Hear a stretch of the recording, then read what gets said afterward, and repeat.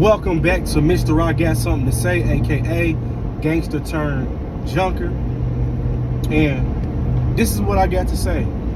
I have lost all respect for the podcast and for the people that run the podcast, Drink Champs.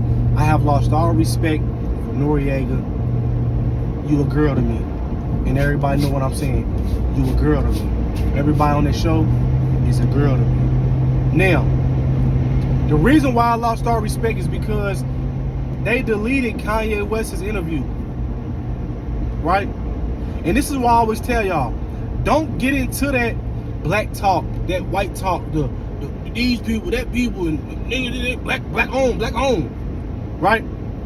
You gotta understand, there comes a certain point with a lot of these so-called podcasters and a lot of these dudes who talk that black talk, that they don't own their platform. They don't own their platforms. They don't own it, right? Some Jews come in, some white people come in, because it turns into a business, right? And when it turns into a business, you have other people who come in and take over, right? And it's crazy that these people deleted Kanye West's interview, and that's because they are trying to silence the truth.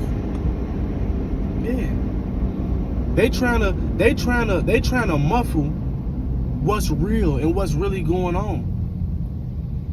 Like, it's funny, like, that y'all can have all these fools on her, and I'm calling them all fools. All these so-called wannabe gangster rappers and these type of guys and that type of guys, they can all get on her with that gangster talk and gangsterism and we gonna kill this person and we gonna kill that person and so on and so on. But as soon as somebody gets on her with a different ideology, who is not speaking kill my brother, who is not speaking kill our women, who is not speaking kill our babies, y'all try to cancel culture the homie. Y'all people peep game on what's going on. Peep game on what's going on. They can have all type of guests that's talking about killing black on black crime, killing each other. I sold this dope, I sold that dope. I did this robbery, I did this jail time. I wish it would.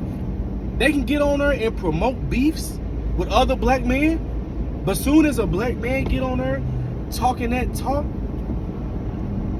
talking the truth, trying to tell the people what's really going on, delete him.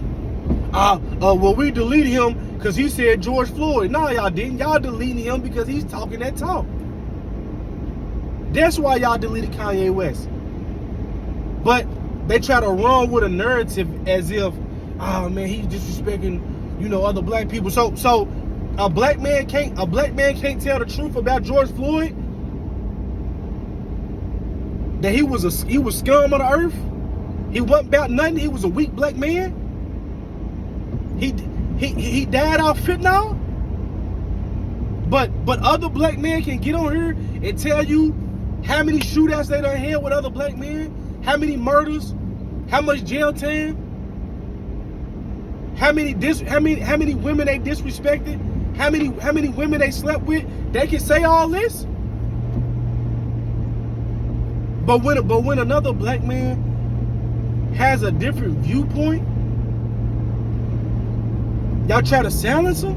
And this is why I say, man, and I hate to use this word, but peep game.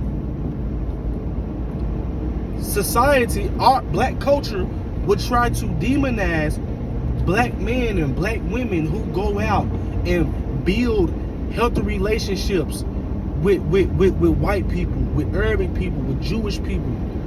They will call them sellouts. They will call them all type of names. But in our culture, the people who are uplifting and glorifying the foolishness and the hatred and the genocide and the mass destruction, they glorify. These are the real guys. These are the real niggas. They the good guys?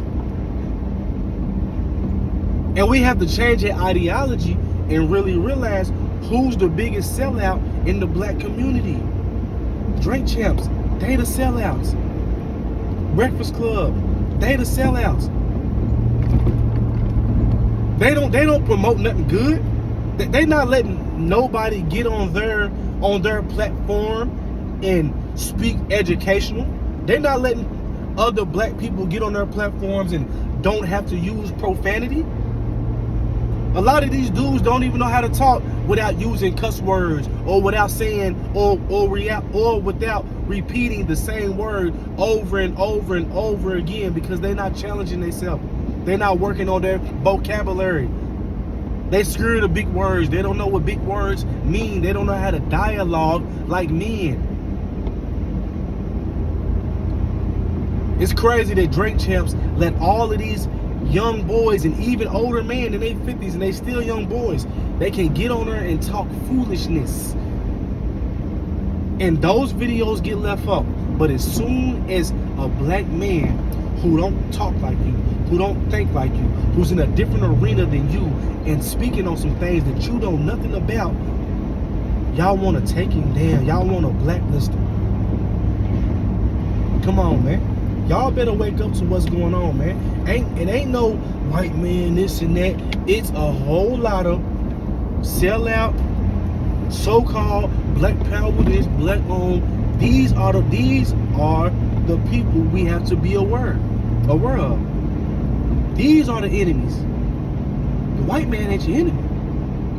It's that black boy beside you who acting like he your people, but really going against you, but really hating on you, but really don't want to see you succeed. That's the issue. Y'all know what I want to. Y'all know what I want to tell Drink Champs. But I'm gonna keep it professional, and I'm gonna continue to work on my vocabulary and take cuss words out of my vocabulary and get my point across without cussing. Get my point across without having to scoop down to speaking like a bottom feeder. Life is about elevation. It's time to elevate. But I just wanted to make that video and to see if you guys are aware of what's going on. We rocking with Kanye West. We staying with Kanye West. That's because we really know what's going on. We really know what's going on. If I was you, I want to support Drink Champs. They're the enemy. Peace.